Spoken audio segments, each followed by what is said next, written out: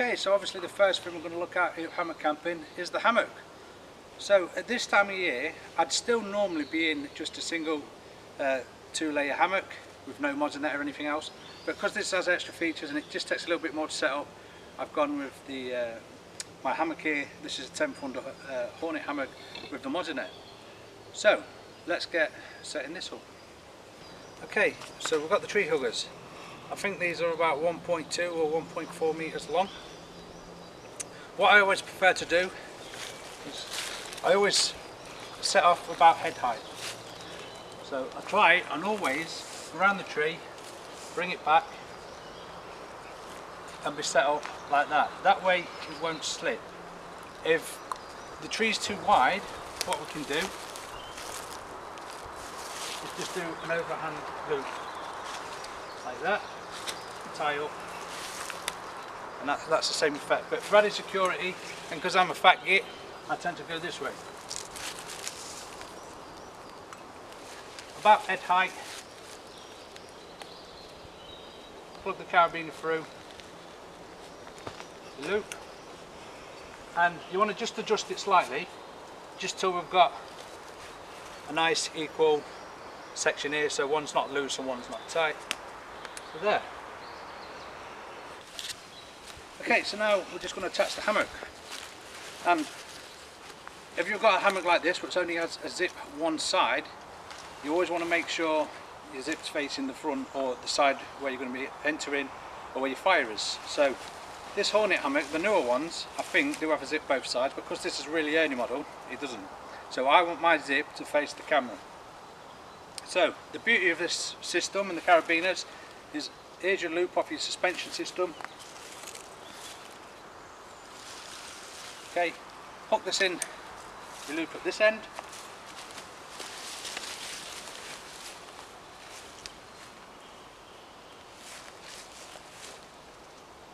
And hook it this end. So, obviously we can see here we've got the suspension system, the hammock suspended, shall we say, sorry.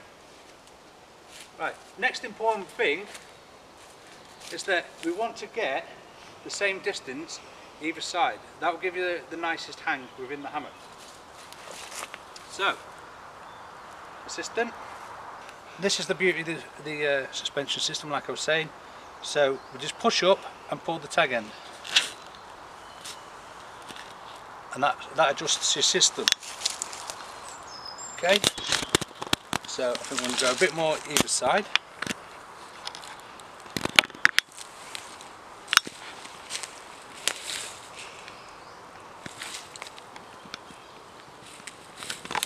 Okay, that's looking somewhere like it. Next, what we're going to do is we're just going to check that we can get in and out of the hammock nice and easily. As a good rule of thumb, you want the hammock to be just higher than the back of your knee, the crease of the bend of your leg. So, right, that's perfect. Okay, so you can see that was perfect. I've got the hammock, I've got my feet flat on the ground, and I've got the hammock just touching the creases behind my knees. And that means when you come out, when you wake up in the morning to put your boots and everything else on, it'll be easy. If you're too low down, you're going to have to roll out, and if you're too high up, you're not going to be able to put your feet in your boots.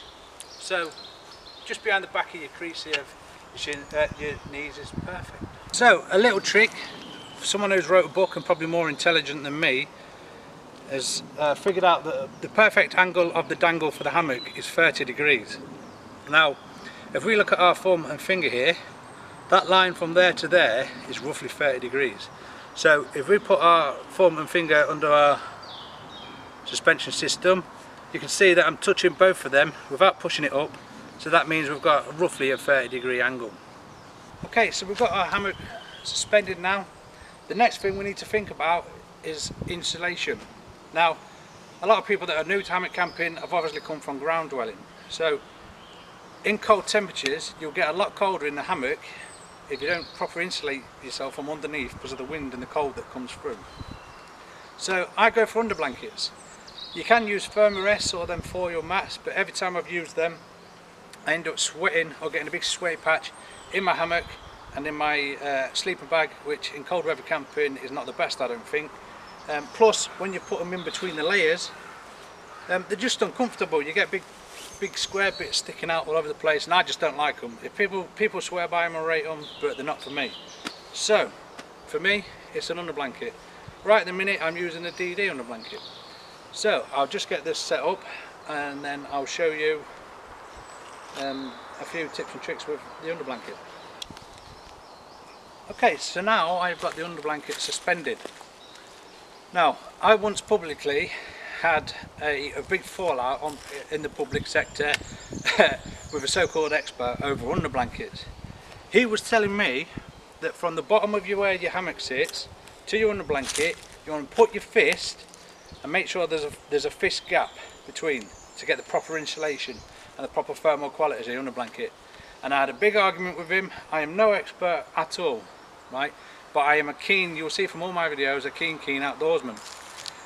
This guy supposedly been around the polar peaks and everywhere, so he was telling me to mind my own business and don't be giving people dangerous advice. But my advice to you is when your hammock is set up, is you only want 10 mil or 1 finger. When you're in the hammock, basically you want the under blanket touching the bottom of your hammock, but not being stretched. Okay, now my argument in this argument was that if you're climbing into a hammock and you've got, I don't know, 8 centimeters of gap to fill, right, you're not going to get the heat, and it's going to take a lot longer, okay, for you to heat that area before it starts giving you any thermal qualities back. And not only that, as you toss and turn in the night, if you've got big gaps and you leak all that, you know, you do that, and all your warm air leaks out, it's then going to take a lot longer to reheat yourself. So I'm not an expert, people can correct me if you don't believe this, but get it that under blanket as close to you can. Even DD's own website suggests, you know, that you have a 10 mil gap. Okay, so what we want to do now, I've not used all the fixing points at the minute, but now's the time to test the hammock out. I have sat in it, I have checked it under the beneath the knees. The last thing that you should be doing is setting up thinking you're doing alright, and then when you go to bed at night you're uncomfortable. So I can just get my fingers under there, I'm not stretching the under blanket at all.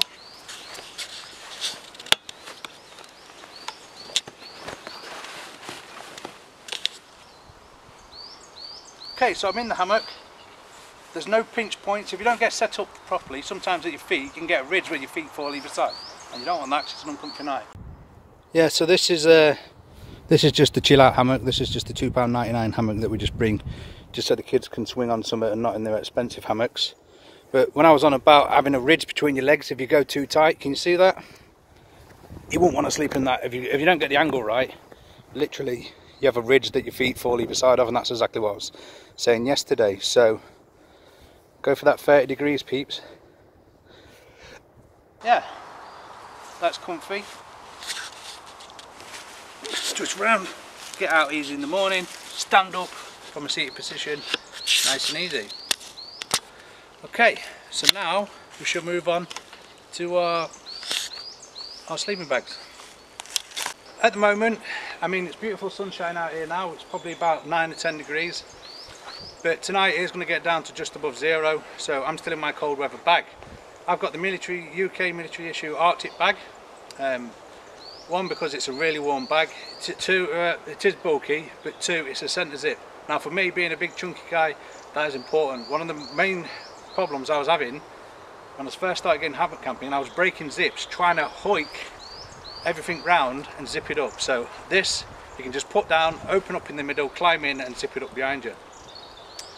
When it comes to the warmer weather, I will drop down to the DD hammock quilt, which I think is a fantastic piece of kit. Everyone knows that I rate them well.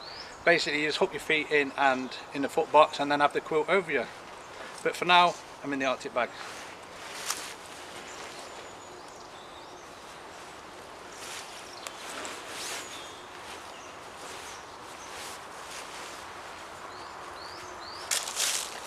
Okay, so now we're going to get onto tarp setups, and first I'm going to set up my ridge line. So Nice and easy, a big loop at one end. Put it round your tree, and you want it to be just above where you hang your hammock suspension. Okay, nice and easy. That's not going anywhere, and no fancy knots. So if you're a beginner, nice and easy for you. Okay, so at this end of the tree, we're going to, first of all, we've got to make sure is that this tree here is actually about a foot higher than the other side. So if we tie off at the same level, our ridge line is not going to be straight. So we just want to check, you know, that the other side was about 3 inches higher than the webbing, the tree huggers, but that would make us have a bumpy top. So there we go, it's nice and even. We're going to take this back side around the tree. We're going to come around, we're going to go under our ridge line, and we're going to go back. And that's going to take any slack out of our ridge line. Same again, come back, under, give it a pull, back around the tree. Now that is nice and tight. Come back, do the same. Okay, do you want to bring the camera on this side, Lil? Okay, so I'm just going to come back round, under our ridge line again, pull tight. And all we're going to do here is a 1/2 inch, and then another 1/2 inch.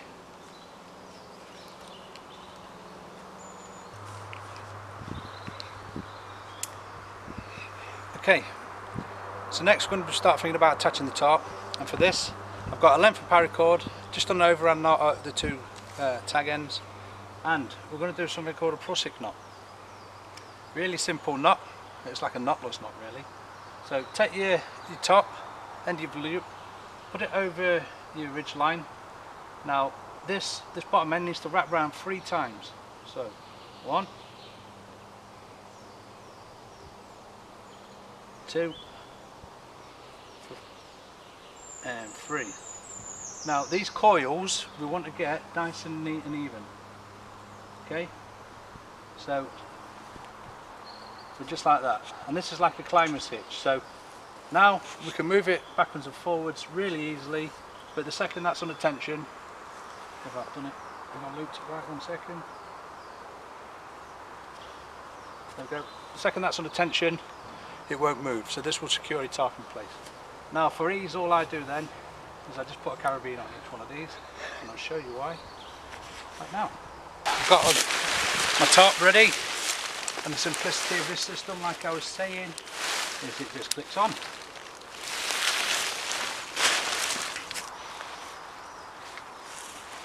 Okay, same at this side. Click on.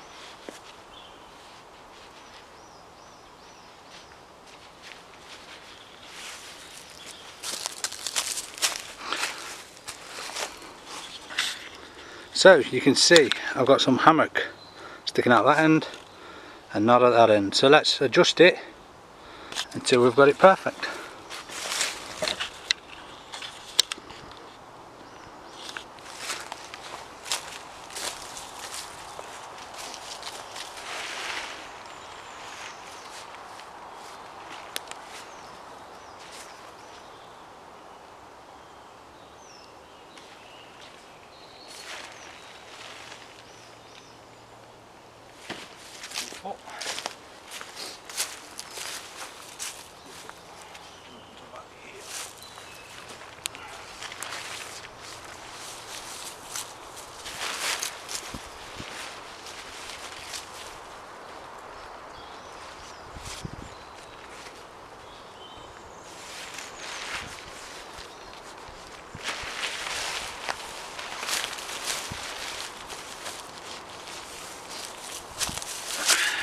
Okay, so my head is going to be this end, so I've biased it a tiny bit to this end, and I'll show you why right now.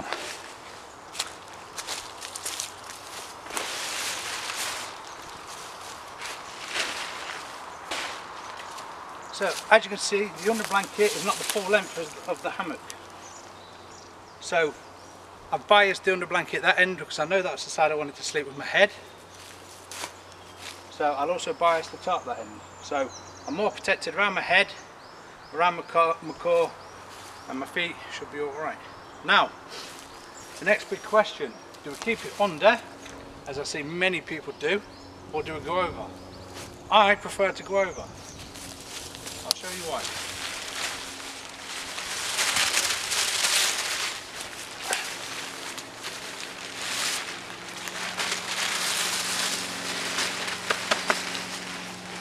Okay, so when we're over, I feel we have got extra protection from the wind. Also, it keeps the ridge line inside of your top. And I'll tell you why I use that now. So these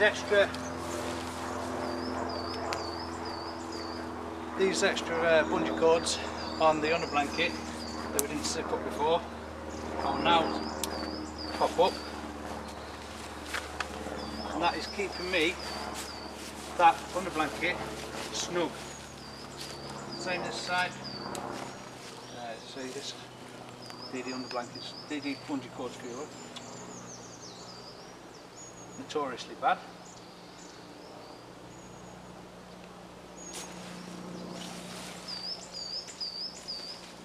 There we are, snug as a bug. So now what we need to do is just peg the tarp out, and that couldn't be simpler.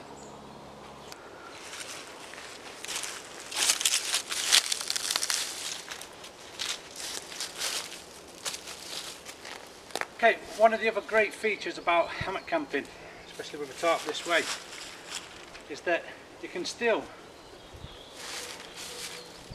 get to see a lot of nature.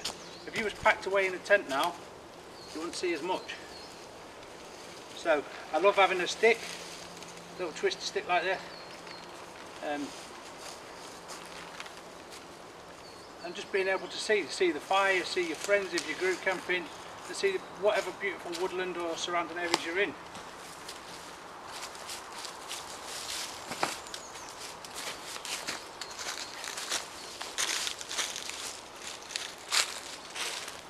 When you're setting these pegs out, don't do them straight, pull them to the diagonal, and that will keep everything nice and taut.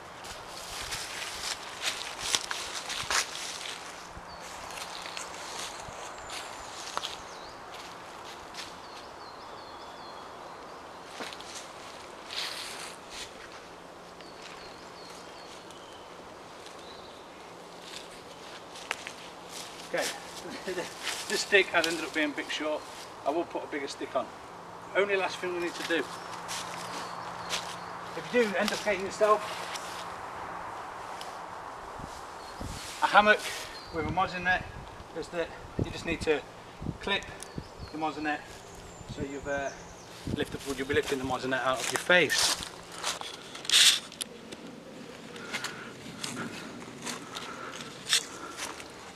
There we are. You're all set up. Welcome to the world of hammock camping. I'm sure it will probably be one of the most comfortable type of camping you'll be doing.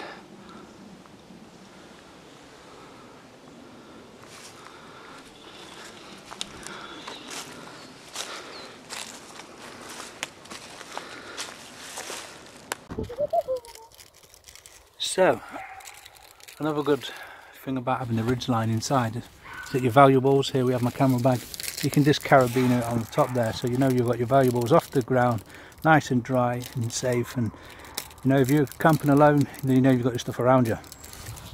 That being said as well, also, anything like this, you can just tag, you know, a line from your bergan to that, and if someone would happen to come and just whip your bergan, that's going to shake, that's going to wake you up, and you can jump out and do your best karate moves on them.